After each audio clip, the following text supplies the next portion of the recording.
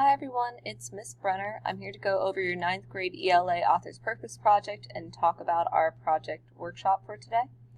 So we are completing our project workshop involving research for persuasive writing.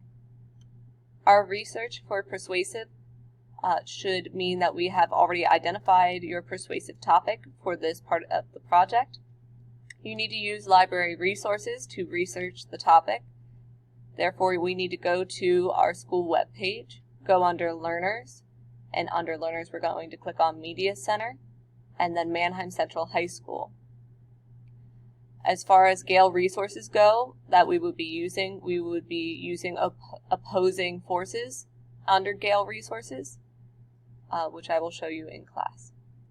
Make sure you use credible sources and organize the author's information using the provided worksheet, which is in the folder.